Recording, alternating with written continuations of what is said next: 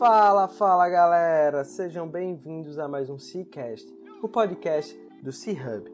Eu sou Guilherme Oliveira, fundador e CEO do C-Hub Coworking, e estamos aqui em mais um episódio do nosso podcast. Nós acreditamos que um ecossistema conectado, ativo e forte é o caminho para construirmos um ambiente de negócio que todo empreendedor deseja estar inserido. Compartilhando informações e experiências, esperamos estar ajudando a todos que estão nessa missão conosco. E toda semana trazemos aqui um empreendedor que está disposto a colaborar conosco nessa missão. Antes de darmos start à nossa entrevista, gostaria de fazer um pedido. Para nos ajudar a levar esse conteúdo e outros para mais e mais pessoas, tira um print da tela do seu celular e compartilhe nas suas redes sociais. E não esquece de marcar @CHubCoworking. Isso vai ajudar a gente demais a chegar no ouvido de mais e mais pessoas. Simbora para mais um episódio.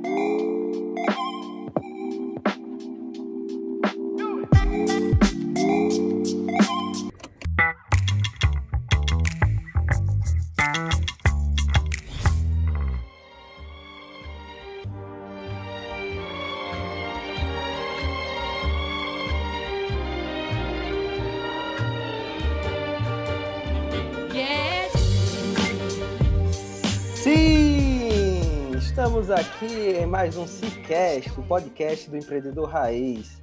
Que vos fala eu, Guilherme Oliveira, fundador do C-Hub.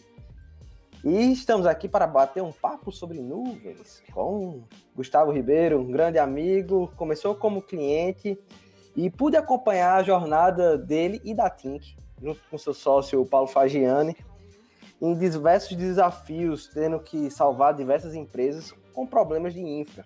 Acho que não tem um cara melhor para a gente bater esse papo sobre. E eu já deixo aqui o desafio para o Paulo, né, que está me devendo a gravação do nosso episódio. Grande Gustavo, como é que você está, meu amigo? Obrigado por aceitar nosso convite. Nada. Obrigado a você aí por todos esses elogios aí. Me deixa muito lisonjeado e é um prazer aqui estar dividindo esse espaço com você. Gustavo, antes da gente falar sobre arquitetura de nuvem, sobre os desafios da Tink, eu queria que você trouxesse um pouquinho de contexto sobre você e dissesse pra gente quem é Gustavo Ribeiro. Bem, a minha história profissional, vamos dizer assim, ela é construída depois que eu começo no ensino técnico que eu conhecia antigamente como Cefet, né? O pessoal hoje conhece como IFRN. Então, eu fiz informática lá, tudo voltado para a área de sistemas, pensando mais em atuar realmente nessa parte de servidores, etc. E depois segui na universidade para fazer ciências da computação. E aí, essa área de infraestrutura sempre foi algo que me chamou muita atenção, sempre me atraiu bastante.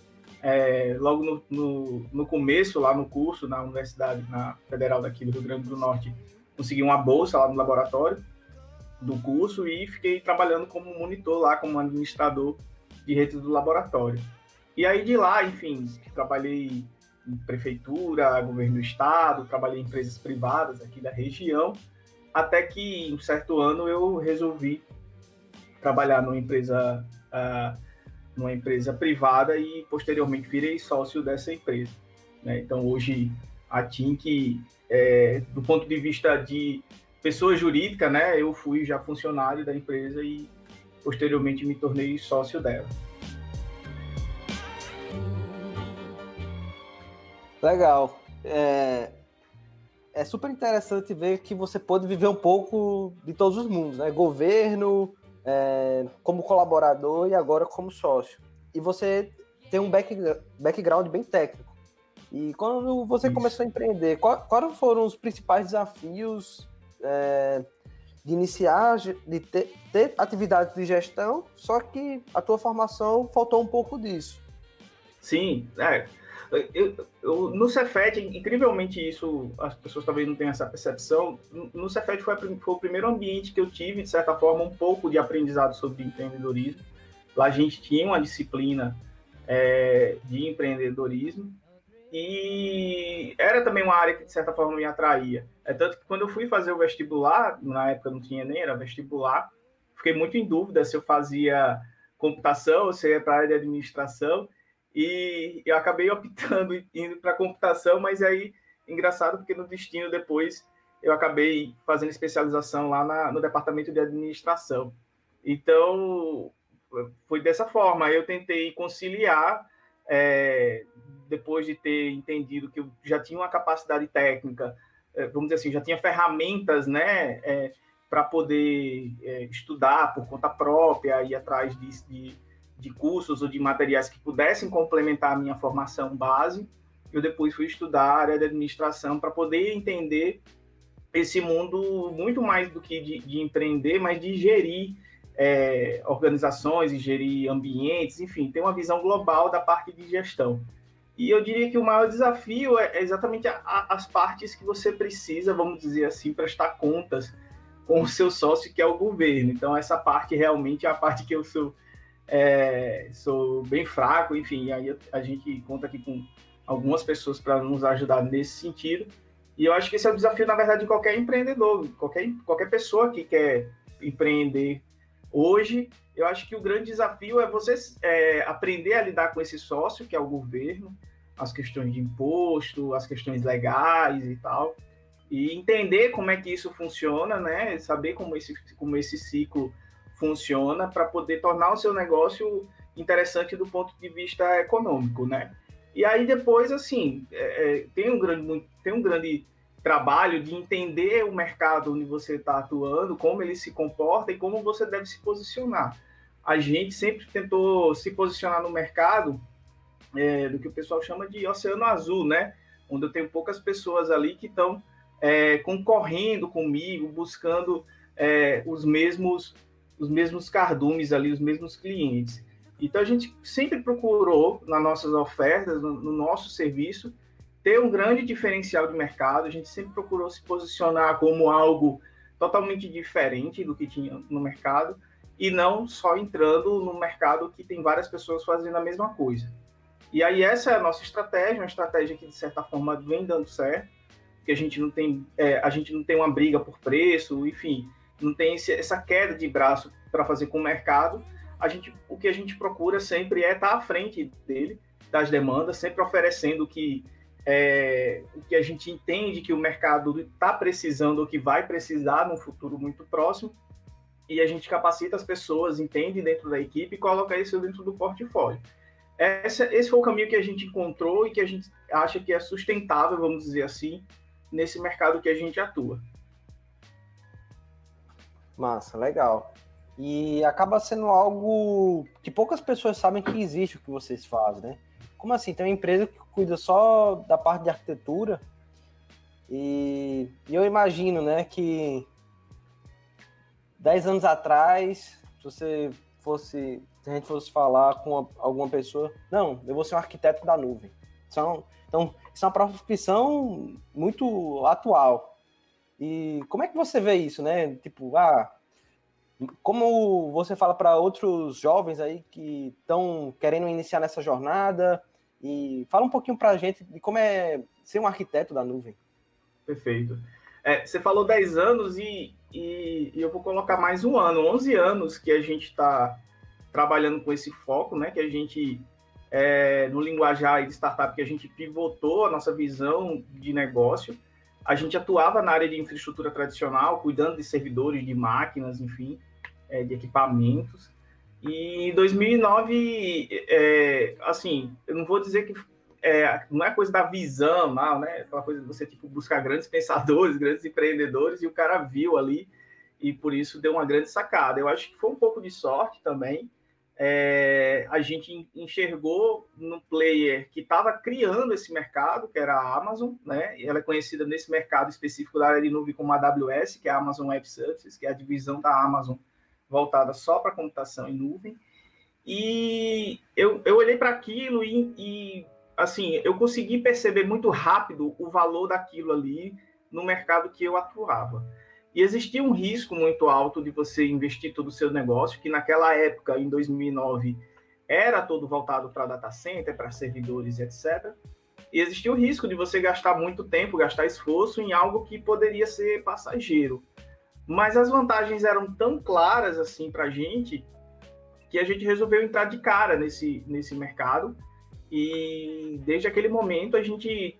E aí a parte que eu, digamos assim, que eu digo de sorte, né? Que a gente passou a amadurecer junto com esse mercado.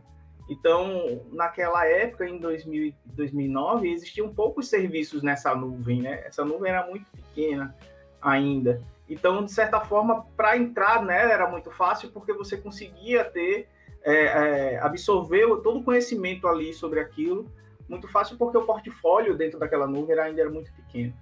Então, a gente conseguiu ir digerindo esse mercado da nuvem, conforme ele foi crescendo, na velocidade que ele foi crescendo, e isso, de certa forma, nos deu uma vantagem hoje em dia, porque a gente hoje tem bastante experiência, porque a gente começou muito cedo. Mas, para quem quer começar hoje, realmente tem uma curva gigantesca aí para ser escalada, né? A gente escalou ela devagarinho durante aí 11 anos, né? Então, e eu diria assim, que hoje, dentro desse mercado de nuvem, existe oportunidade para diversos tipos de profissionais na área de TI, né? Pessoas tanto da área de desenvolvimento, quanto pessoas que trabalham com esse background que a gente tinha, mais da área de infraestrutura. Então, assim, tem bastante curso, Udemy, enfim, N plataformas, Alura. Hoje tem muito conteúdo gratuito também, além de cursos pagos. As documentações, tem tutoriais dos próprios fornecedores, não só da Amazon, mas de Azure, Oracle, Google. A maioria desses fornecedores lhe dá um crédito para você começar, né, ou para fazer algumas experiências ali. Então, hoje o caminho, para quem está entrando nesse mercado de computação em nuvem, basicamente é entender as bases, né, entender vamos dizer assim, os serviços básicos, né, e tentar abraçar, nadar no sentido que a carreira da pessoa ela entende como ela precisa ir. Então, se ela vai para a área mais de desenvolvimento, eu vou ter produtos lá que vão abstrair essa parte que o desenvolvedor não tem muito traquejo, essa parte de infraestrutura. Então, eu tenho serviços que abstraem totalmente isso, né? Não precisa lidar com servidor, com sistema operacional, com essas configurações, com nada. Ao mesmo tempo, para quem é da área de infraestrutura, e isso foi o que a gente chegou lá atrás, eu não vou precisar ter que lidar com cabos, com HDs físicos, com equipamentos que podem quebrar, né, com provedor de internet, enfim, uma série de componentes que tem ali que podem quebrar, que podem falhar.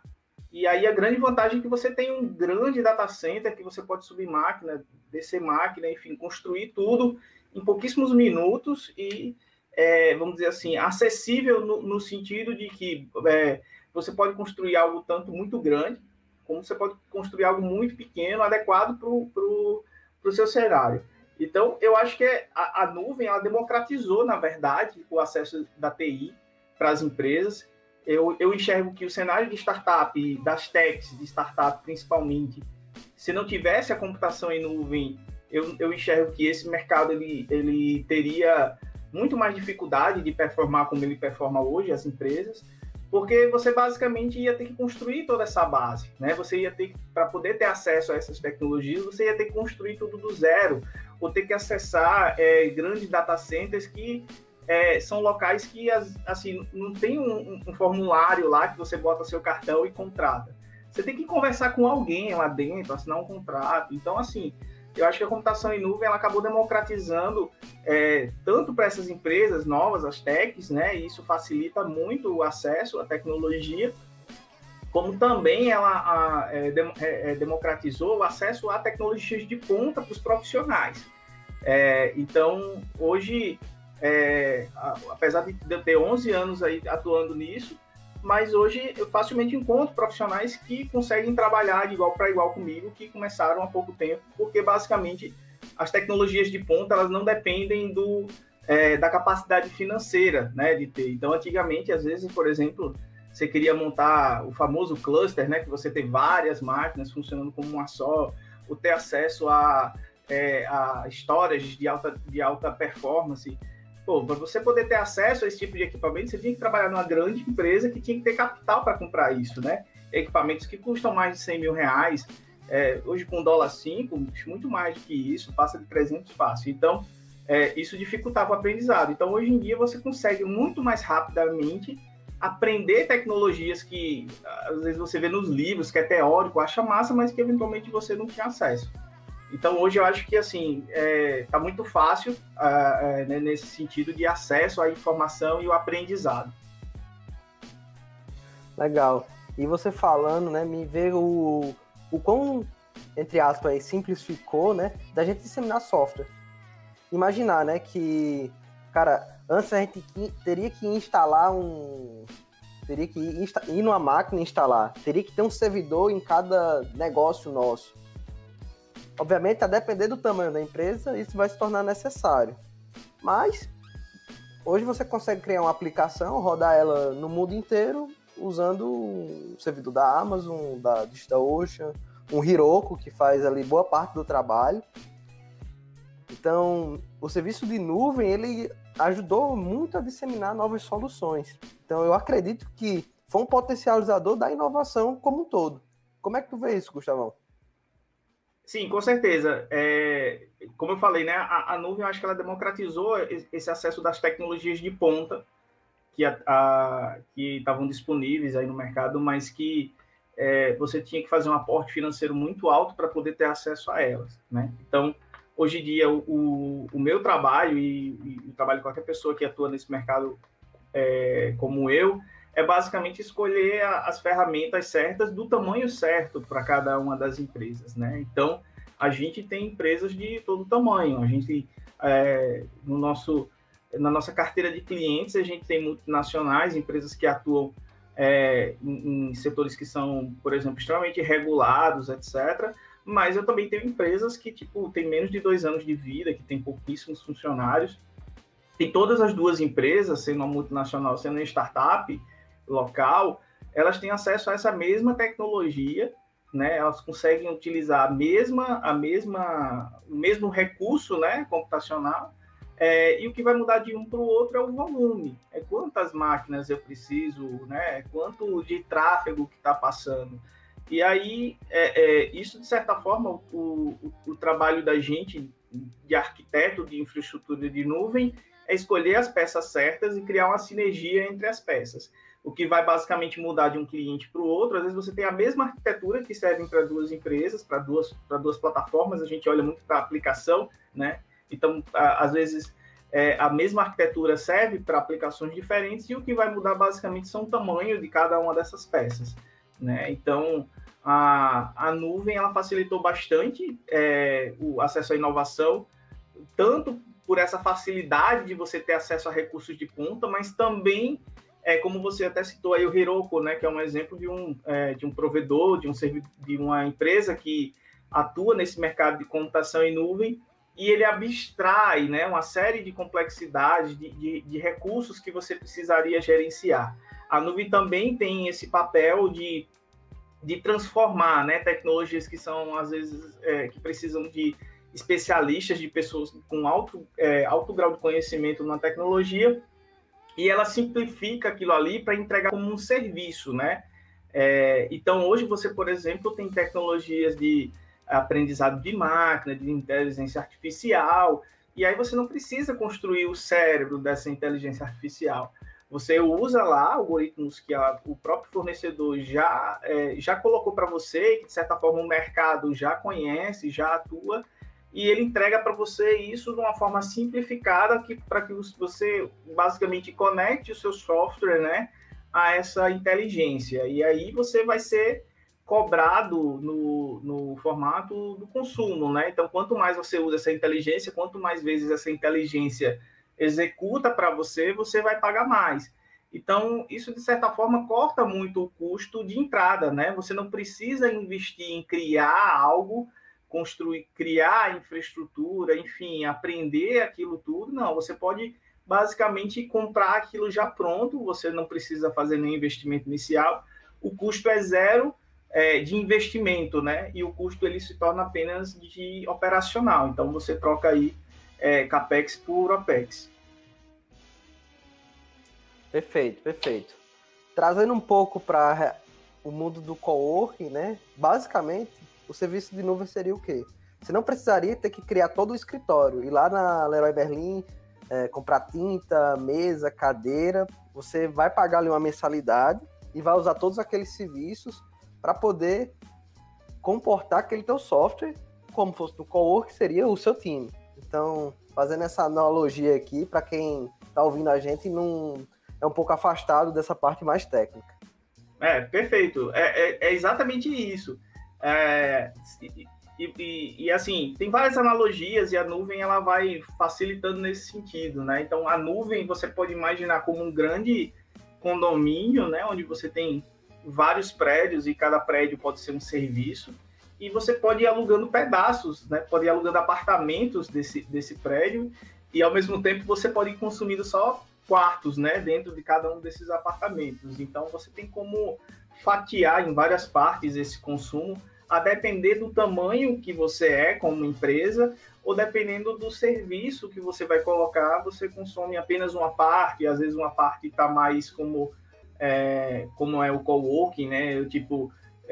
A gente não precisa se preocupar com uma série de questões, tudo fica resolvido no coworking, chega uma conta que resolve tudo para a gente, e basicamente a nuvem é isso, ela constrói tudo, absorve todos os custos e entrega aquilo ali de uma forma recorrente ou baseada em hora, enfim, você vai ter alguma métrica de consumo ali para lhe cobrar, né? E aí isso torna-se muito justo, porque você trocou esse investimento muito alto que você tem que fazer no começo para ter algo ali que é previsível, você consegue calcular, e aí você consegue criar um negócio todinho, criar um serviço, criar um produto, todo baseado num software, numa tecnologia que já está pronta, né? E basicamente você coloca ali, você faz o seu brand, enfim, constrói toda uma camada por cima e aí vai fazer a parte difícil, que é vender, colocar no mercado, fazer o produto se tornar conhecido.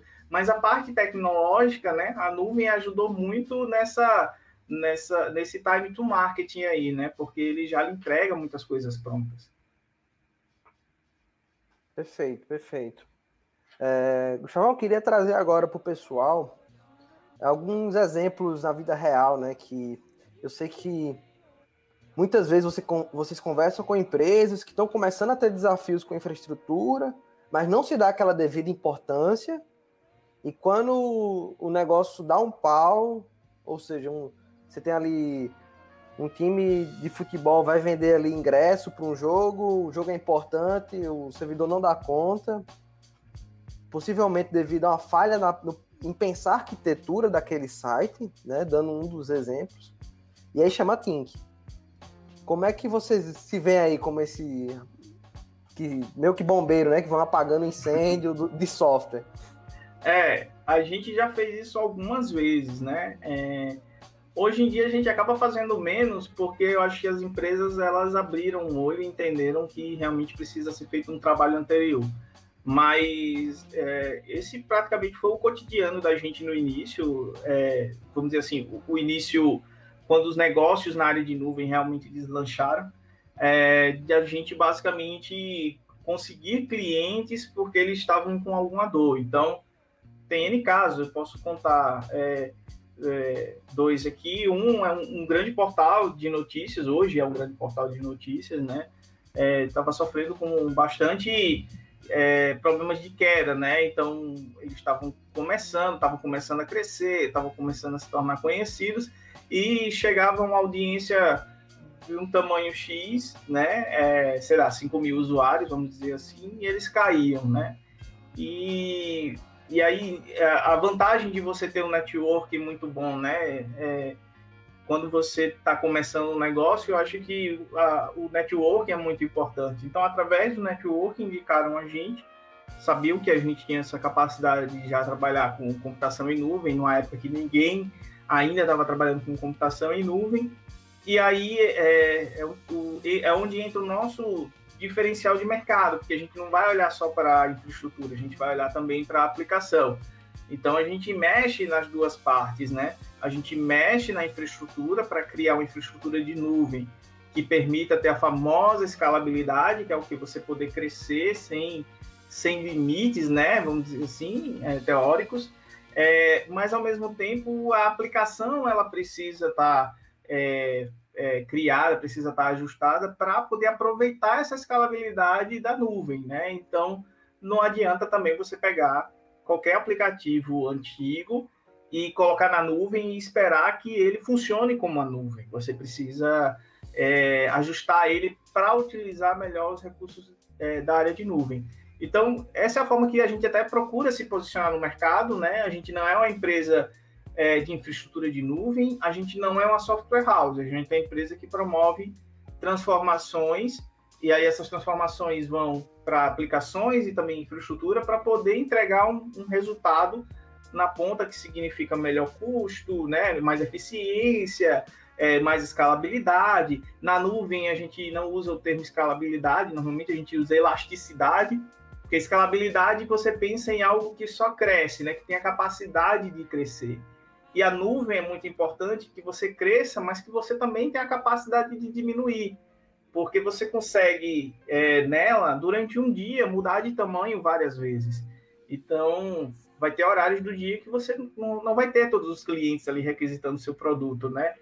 Vai ter horas do dia que, basicamente, as pessoas vão estar dormindo, vai ter poucas pessoas ali consumindo. Então, nesse momento, você diminui a sua infraestrutura, você diminui de tamanho, né, tecnologicamente, para poder não gastar também com recursos que estariam ociosos. Eu vou dar um outro exemplo do poder de computação em nuvem, aí não é uma questão só de apagar a fogueira, né? Mas hoje, por exemplo, você tem a capacidade de desafios, por exemplo, como criar um portal, né?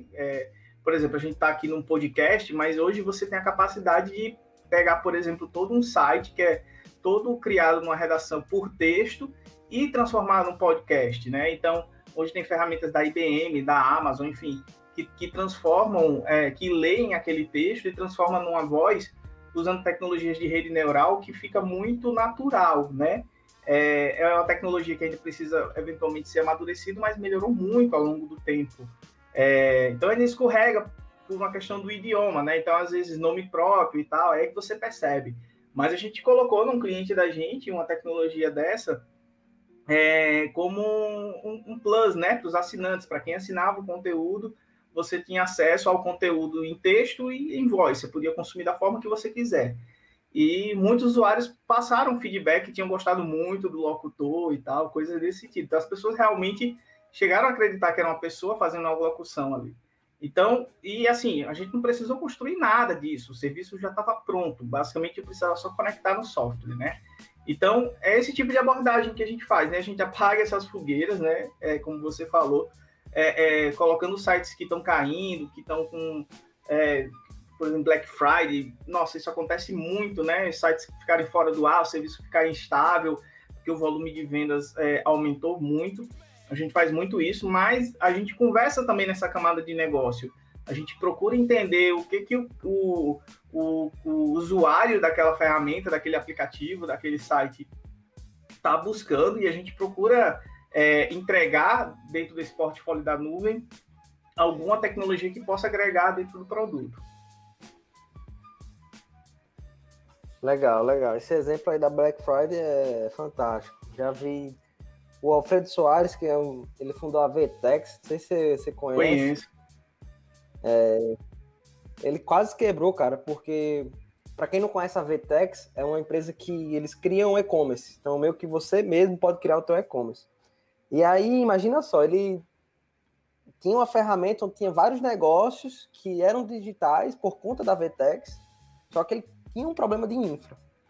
E aí, numa Black Friday, o sistema caiu completamente. Na Black Friday, que é um dos dias mais importantes do varejo. E aí, esse cara, ele teve que botar nas costas essa culpa aí, esse desafio, e ter que resolver por uma questão de infra, né? Então, num dia super importante. A VTEX, se as pessoas olharem para trás, em relação ao histórico da VTEX, ela fez algumas aquisições que trouxeram esse conhecimento para dentro da empresa. Então, assim, eu conheço pessoas que trabalhavam em empresas que a VTEX foi adquirida e que já estavam trabalhando com a nuvem, já estavam com essa visão. Então, eu acho que as grandes empresas, o problema hoje de uma grande empresa usufruir dessas tecnologias é exatamente todo o grande dinossauro que você precisa mover para poder aderir a uma tecnologia como essa, né? Então, às vezes, é mais fácil você comprar conhecimento no mercado, né? Comprar empresas, startups, etc., que vão agregar esse conteúdo, né? Então, às vezes, você olha até para o mercado hoje em dia, eu sou um grande consumidor de facilidades. Tudo que eu preciso na minha vida pessoal consumir, eu sempre vou procurar alguma solução que esteja muito na ponta da tecnologia para me trazer menor tempo, enfim, que me torne a minha vida muito mais fácil. Então, hoje, por exemplo, eu praticamente não preciso ir no banco. Eu acho que todo mundo hoje em dia usa um banco digital de alguma forma. E acho que um dos bancos hoje que são mais falados, né? Não sei nem se pode já chamar de banco, mas enfim, as questões jurídicas. Mas o Nubank, quando surgiu, ele rompeu isso. Então, o Nubank ele surgiu depois dessa época já da nuvem, né? Ele já nasceu na nuvem, e isso eu acho que traz um grande diferencial dentro dessa visão dos serviços. A empresa já tem essa visão muito voltada para computação em nuvem. Aí os outros depois estão vindo atrás, assim, é um mercado que ainda precisa muito usufruir disso aí. Então, eu vejo que mercados, empresas, produtos que surgiram ali depois de 2014, 2015, eles já praticamente, se eles não nasceram na nuvem, eles perderam uma grande oportunidade de, nesse mercado de tech, né, de ganhar uma grande vantagem em relação ao mercado que já existia, porque a nuvem, eu acho que para mim, pensando como empreendedor, uma das grandes vantagens da nuvem é você praticamente diminuir em alguns meses, semanas, o time to market, de você trazer aquela ideia, colocar luz naquela ideia, né? Então, o que a gente tem promovido com os clientes sempre é muito isso, é a capacidade de fazer entregas muito rápidas, né? A gente sempre tenta passar isso para todos os stakeholders, principalmente aqueles de negócio, que as decisões de irem para a nuvem, elas vão facilitar nesse sentido, de você discutir internamente, criar um produto, pensar uma ideia, pensar uma funcionalidade nova e você conseguir rapidamente colocar isso no mercado. E você ter a opção, inclusive, de testar isso, falhar e não gastar tanto por falhar, né? Então, a nuvem também facilita muito nisso, e é um aprendizado, né? Principalmente nesse mercado de startup, quem está criando um produto, se for falhar, tem que falhar muito rápido, porque se você demora muito para falhar, você vai queimando o dinheiro. E aí a nuvem, ela ajuda nisso, porque você não precisa fazer o investimento da infraestrutura, né? Basicamente, você vai pagar por aquele momento ali que o seu produto foi pro ar e não funcionou. Então, quando você tem uma grande empresa, cara, isso lhe dá muita vantagem, né? De tanto ter a velocidade de pôr no mercado, quanto eventualmente você entender o que o produto não performa, etc., e você retira e basicamente você cortou um custo operacional. Você não teve que... você não fez um investimento ali que você vai olhar para aquilo ali e vai ficar encostado, né? Perfeito. É aquela questão, né? Fale rápido, fale constantemente, mas aprenda, né? Então, eu acho que muitas vezes a gente não sabe qual é a decisão tomar, mas eu acho que o importante é tomar a decisão e se deu errado, aprender rápido e corrigir. Isso. Acho que é uma lição que eu internamente aqui, cara, eu levo fortemente. Mudando um pouquinho de assunto, Gustavo, queria falar um pouco a nível de mercado de nuvem. Para quem não sabe, o mercado de web service, ele é um mercado de mais de 100 bilhões de dólares. Então, tem aí muito dinheiro na mesa e a gente tem alguns players, alguns menininhos que estão atrás de cada share desse mercado. E a gente pode falar de Amazon, que foi uma empresa que começou com venda de livros, mas em 2006 começou a atender esse mercado. A gente tem a Azure, da Microsoft, Google Cloud, outro pequenininho, que é a Alibaba. E aí, IBM recentemente também entrou dentro desse mercado.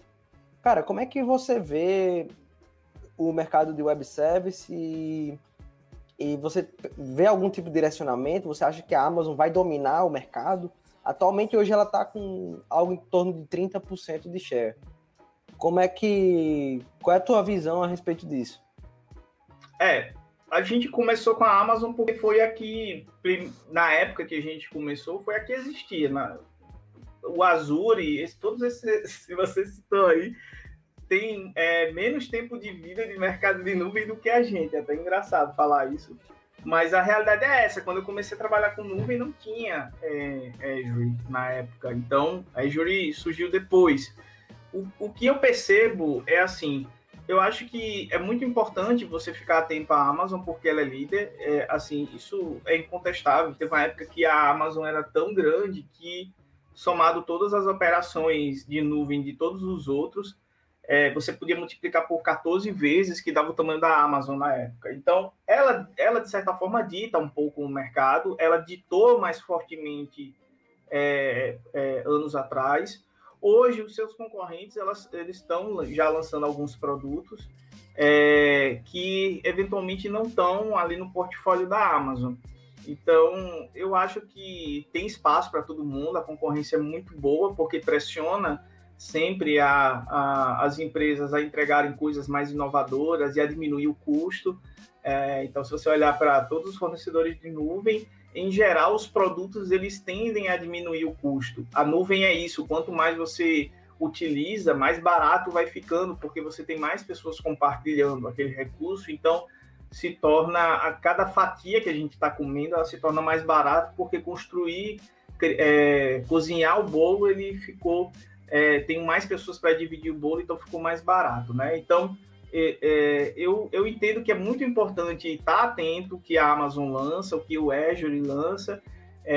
O Alibaba, apesar que não está ali na ponta, mas é importante sempre dar uma olhada para o mercado chinês. O mercado chinês, quando você olha em termos de aplicativo, eles têm uma visão muito à frente, né, no sentido de digitalizar a vida, né, como as pessoas consomem tecnologia comparado ao Ocidente. Então, eu acho que é importante porque o público do Alibaba, ele consome muito mais a tecnologia da ponta do que o público ocidental, né? Então, eu acho importante observar também um player que está no Oriente para entender o que eles estão lançando de novo. Mas é basicamente isso. Os 2 últimos anos e aí eu vou falar mais por Amazon, porque é o que a gente acompanha mais, a gente participa dos eventos de lançamento. O mercado de Big Data, Big Data é um termo que se fala há muito tempo, mas assim, vou falar aqui a real, pouca gente usa. Muita gente diz que tem, muita gente diz que conhece, mas pouca gente realmente usa. Então, o mercado de Big Data está se expandindo muito.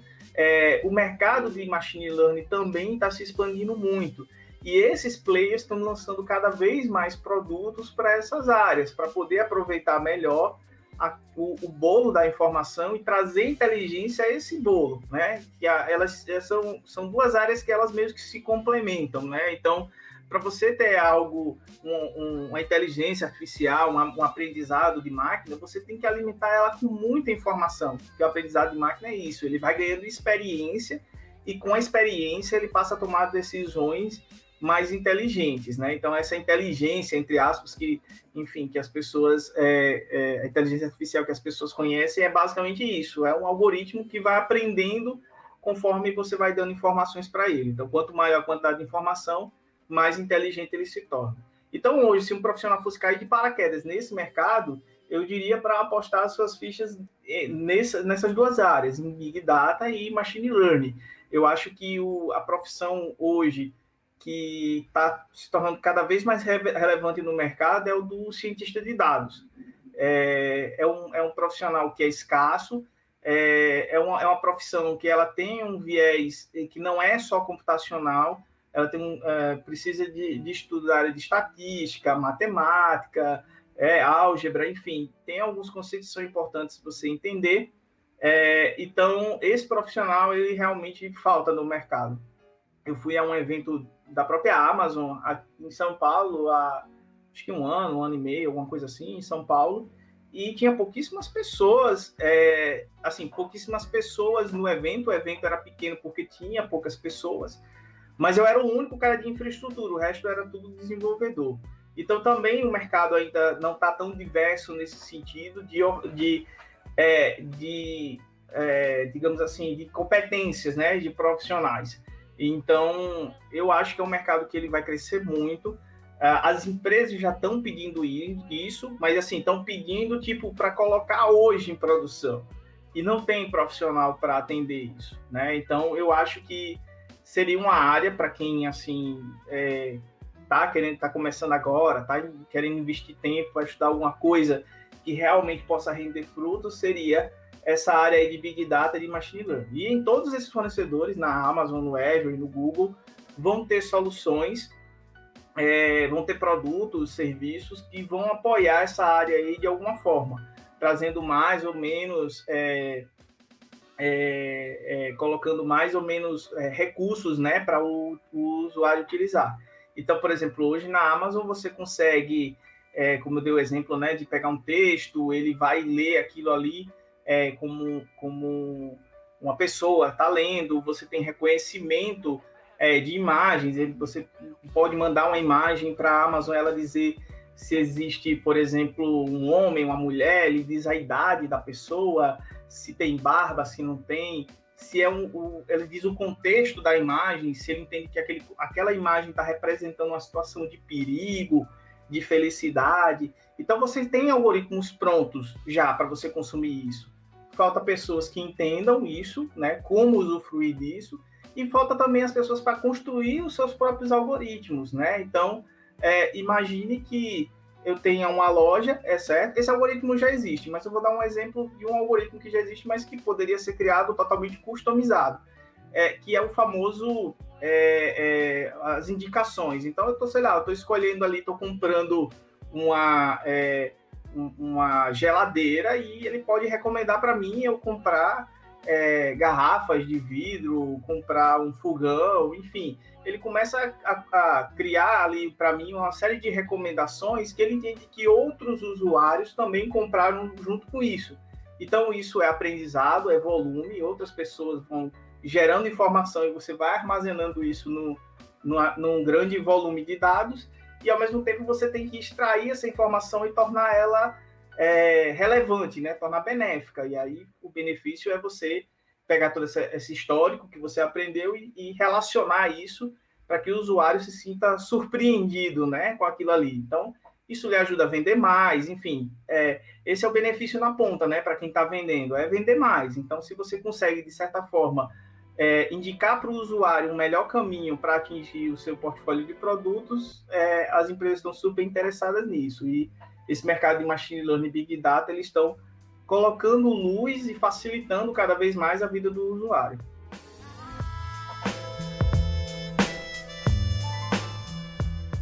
Perfeito, Gustavão. E você falou essa questão, né, do mercado estar buscando cada vez mais esse tipo de profissionais. E eu concordo plenamente contigo. A gente está vendo aí Magazine Luiza, lojas americanas, Mercado Livre. Todas essas empresas, elas estão virando tech companies, não tem outro caminho, cara. Você tem ali vários engenheiros dentro da Magalu pensando em como otimizar software, como inserir inteligência artificial dentro do processo deles. Então, cedo ou mais tarde, esses profissionais vão ser cada vez mais requisitados, e aí vem o desafio da academia de estar formando essa galera para estar entregando para o mercado. Então, com certeza, nos próximos... Já está acontecendo, mas os próximos 2, 4 anos, acho que vai ser um movimento muito mais intenso. Com certeza.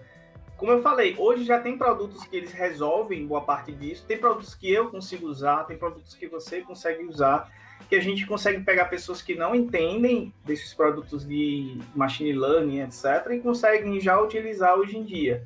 Mas, claro, quando você fala de grandes companhias, como você citou, né, Magalu, lojas americanas, enfim, eles vão buscar coisas que se encaixem, que dê fit com o negócio deles. E, às vezes, esses produtos prontos que estão no mercado não são suficientes para a demanda dele. Aí você tem que criar algo realmente, um motor, uma engine que sirva para aquele cliente lá, né, específico, que ele possa interagir com vários outros serviços que estão ali, com várias outras informações.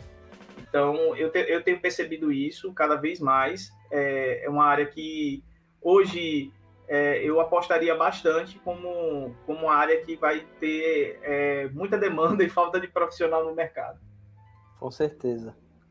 Mestre, a gente está caminhando para o final do nosso papo e eu queria entrar agora no nosso momento filosófico, né? São algumas perguntas que geralmente o convidado não está preparado, tá? Mas são perguntas que geram algumas reflexões. Eu acho sempre legal e eu sou sempre surpreendido pelas respostas. Tá preparado? Tô preparado, sim. Então vamos lá. Gustavo, que livro você está lendo agora? Cara, eu não tô lendo ainda, mas ele tá aqui para eu ler, que é o livro do Elon Musk. Eu acho que para empreender precisa ter muita coragem, e coragem significa risco. Eu me considero uma pessoa que avalia muito o risco e eu até arrisco pouco. Então, eu vou ler um pouco do Elon Musk para ver se ele me passa uma visão de que riscos, né, de como ele tomou essas decisões dele em relação ao que ele tem feito, que eu acho que todo mundo tem uma compreensão que é de alto risco, e ver se eu aprendo um pouco aí com a história de vida dele para usar para mim. Boa. O que nós, como sociedade, Gustavo, precisamos fazer para aprender, para tornar o mundo um lugar melhor? Eu acho que a gente precisa compreender qual é o nosso lugar na sociedade. Às vezes eu acho que a gente entende que o mundo ele é só aquilo que a gente tem acesso, né? A nossa família, os nossos amigos, os locais onde a gente frequenta e tal. E eu acho que quando você entende qual é o seu papel na sociedade como um todo, isso por vários ângulos, né? Como consumidor, como agente transformador, né? Então, eu como empreendedor, eu estou transformando, de certa forma, a vida dos meus clientes, dos meus colaboradores e tal. Então, eu entendo que quando você se torna mais ciente sobre o seu papel nessa sociedade, em que posição você está, eu acho que isso ajuda bastante na forma como você toma, como você verbaliza e você toma as decisões em assuntos mais globais, né? Então, às vezes, eu acho que as pessoas elas têm uma percepção muito, como é que eu posso falar, muito mágica do que é o seu mundo em relação ao mundo como um todo, né? Então, às vezes, as pessoas se acham que tem um poder aquisitivo maior do que elas realmente têm, que elas acham, às vezes, que ela tem mais voz do que ela tem. E eu acho que quando você passa a entender que você faz parte de um grupo, de um grande grupo, né, que é a sociedade, e que fatia dessa sociedade você pertence, eu acho que você consegue viver melhor, né, com a sua realidade, e eu acho que para mais de reclamar, passa a agir mais, né, e para melhorar a sua vida e dos outros, né, que estão ao seu redor. Isso aí, cara. Adoro essa pergunta. Só não é melhor do que a última, viu? Qual momento da tua jornada empreendedora você guarda com mais carinho? Pode ser um erro, pode ser uma boa tomada de decisão, mas é aquilo que, putz, esse momento aqui ajudou a ser o empreendedor que eu sou hoje. Olha, eu não sei se foi na minha jornada empreendedora, mas eu acho que para alcançar a minha jornada empreendedora, eu acho que foi muito importante o apoio da minha família naquilo que eu queria fazer, né? E às vezes é muito difícil atuar na área de tecnologia, que é um mercado assim para os nossos pais, para os nossos avós, que é algo que tipo não existia na época deles, né? Então assim, meu pai, possivelmente todo mundo que tem essa faixa de idade que eu aí na casa dos 30 anos, o pai queria que a gente fosse advogado, médico, alguma coisa nesse sentido, profissões que de certa forma já estavam muito bem estabelecidas no mercado. E para você atuar em profissões de inovação, nessa área de inovação, é muito importante você ter apoio naquele momento onde você não consegue fazer a roda girar sozinho, você precisa de apoio financeiro, enfim, dos seus pais. Então, eu acho que a minha família foi muito importante para eu chegar onde eu cheguei, porque eles acreditaram no que eu estava vendo, mesmo eu tendo pouco tempo, tendo pouca experiência, tendo pouca maturidade, mas eu acho muito importante esse apoio das pessoas que estão ali no nosso redor, de acreditar que a gente consegue performar, né? Então, eu sou muito grato pelos meus pais terem investido em mim, na minha ideia. Eu sempre quis trabalhar com tecnologia. Eu lembro, um aniversário meu recente, a minha mãe resgatou esse brinquedo meu e me emocionou bastante. Então, não sei se é da sua época, Guilherme, ou da época das pessoas que estão ouvindo. Então, teve um Natal que eu ganhei um Pense Bem, que é como se fosse um computadorzinho que vinha umas revistas e tal, e você brincava ali naquele computadorzinho. E, nossa, quando eu ganhei aquele Pense Bem, aquele computador, né, um eletrônico, nossa, foi o presente assim que eu mais lembro assim com saudosismo na minha vida. E aquilo ali foi muito importante. Foi um sinal dos meus pais no sentido de, tipo, pô, você gosta disso, então eu vou apoiar você nisso. Cara, mas legal. O Pense Bem não é da minha época, mas eu dei um Google aqui já, eu vi que artefato é esse. Dei um Google aí, Pense Bem aí, porque é bem interessante a ideia. Na época era um negócio sensacional, assim. Hoje em dia você olha assim, vê e entende como ele funciona, acha bobinho, mas, pô, na época era um negócio, assim, de outro mundo. E não era barato na época isso aí. Imagino, bicho. Mas eu já pegar aqui, vamos estar compartilhando pra galera, viu? Conhecendo o Pense Bem. Chavão, pra gente fechar, se você pudesse mandar uma mensagem no ouvido de milhares e milhares de pessoas, que mensagem você passaria? Nossa, essa aí foi a mais difícil de todas. Porque, assim, dar conselho é algo que... eu acho que dar conselho é algo que você tem que estar muito comprometido em fazer para a sua vida. E, assim, na verdade, eu vou dar um conselho que eu estou tentando me dar, né? Que é arriscar, né? Arriscar mais, acreditar mais nos seus sonhos.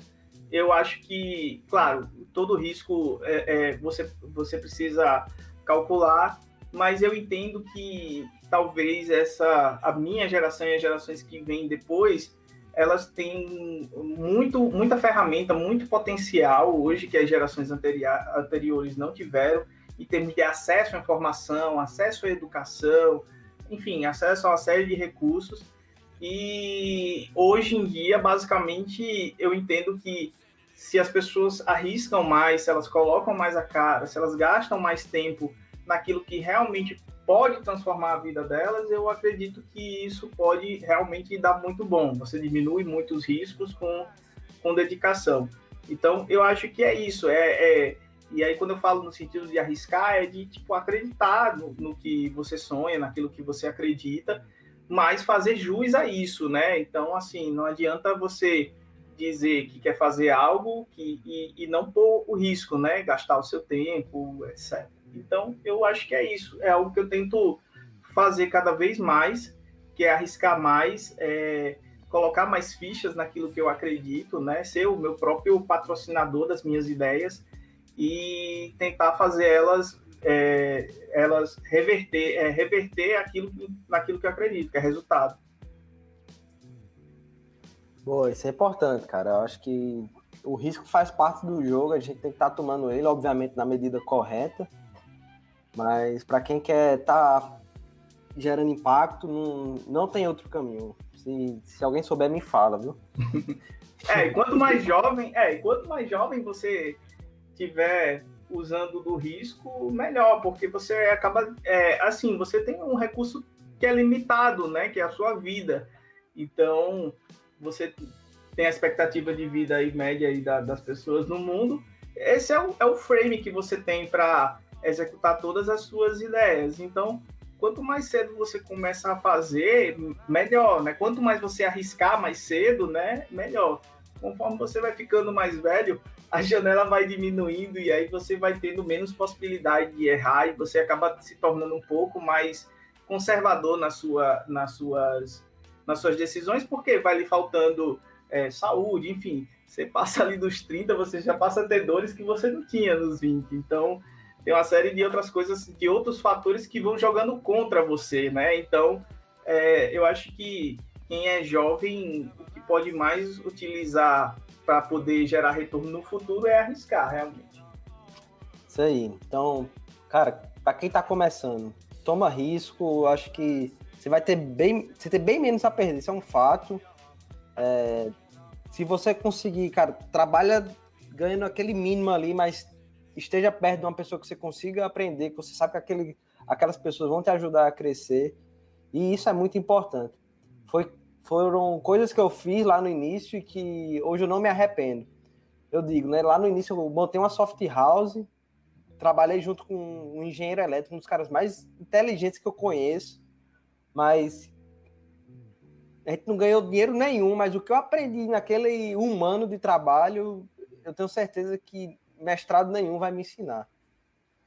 Eu tenho uma pessoa que hoje é meu amigo, que é o professor Manuel Veras, que ele me trouxe muitos ensinamentos nessa minha jornada como estudante, enfim.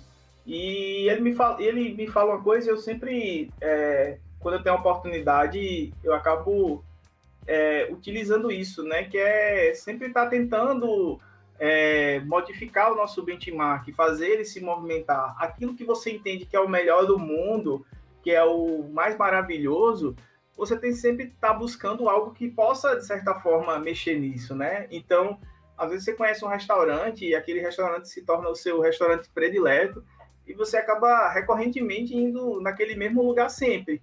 E isso lhe fecha a porta para você conhecer, talvez, outro restaurante que seja melhor que esse que você conhece. Então, eu busco meio que fazer isso na minha vida, tá sempre alterando meu benchmark. Eu acho que viajar também é muito bom para isso, conhecer outras visões de a cultura, né, diferente. Então, pô, você sai aqui de Natal, vai ali para São Paulo, pô, é todo mundo brasileiro, todo mundo fala português, mas a vida funciona de uma forma muito diferente, porque você tem uma cidade que ela funciona diferente.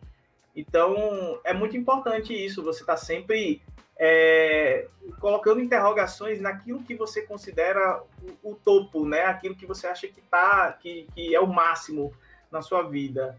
Porque eu entendo que vai ter sempre algo aí por aí, o restaurante, a cidade, a praia, a empresa, o produto, que pode superar a sua expectativa. Então, é importante isso, porque isso que vai lhe dar metas, né? Se o seu benchmark está muito baixo, né? Imagine uma pessoa que, sei lá, morou a vida toda numa cidade muito pequena e tal. Para ela, sei lá, Natal, por exemplo, vinha Natal, ir à praia aqui, vinha Ponta Negra, talvez seja aquilo que tem de melhor. E aí a gente sabe que pessoas mais vividas, que já viveram mais, têm outros parâmetros. Então, basicamente é isso. É você estar alterando o seu benchmark, é você estar se colocando em experiências que possam colocar mais ambição na sua vida, né? Mudar a sua visão de ambição. Às vezes você acha que já chegou, né, aonde você queria chegar e quando você descobre tem muito mais a ser alcançado. Isso aí. Pessoal, esse foi o Gustavo da Tink, mais uma pessoa fantástica que corre nos corredores do C-Hub Coworking. Um papo sobre nuvem, eu acho que para quem nunca teve contato sobre esse assunto, eu acho que foi um bom primeiro start. Gustavo, muito obrigado por ter aceitado o nosso convite. Muito bom falar sempre com você. Esse cara fera em tecnologia, amante de café e das artes digitais. Depois eu vou compartilhar aqui o quadro que o Gustavo me presenteou. Eu tô doido para comprar outro do Cristiano, mas sempre que eu vou atrás já acabou. Mas muito obrigado, meu amigo. Nada, eu digo mesmo, cara. Você é um amigão. Toda vez que eu tô aí pelo Seaway, eu já fico passando o olho assim, em geral, ver se eu lhe encontro para. Agora a gente não pode dar um abraço, mas pelo menos para dar um oi, né? Eu acho que eu gosto muito de você. Eu acho que você é um ótimo exemplo, uma inspiração aí para ter por perto. Valeu, Gustavão, e obrigado a você que ficou até aqui com a gente. Esse foi mais um C-Cast, podcast do Empreendedor Raiz. Estamos aqui todas as terças-feiras, trazendo pessoas fantásticas, compartilhando experiências de gestão e empreendedorismo. Esse aqui é um projeto que a gente toca com muito carinho, 100% orgânico, que nem o alface lá da tia Vera, enfim, corta a piada ruim. E se você puder compartilhar vamos agradecer muito, vai ajudar a levar esse conteúdo e vários outros que a gente já gravou para mais e mais pessoas. Então, podcast editado pelo Saulo Rocha e até a próxima terça-feira.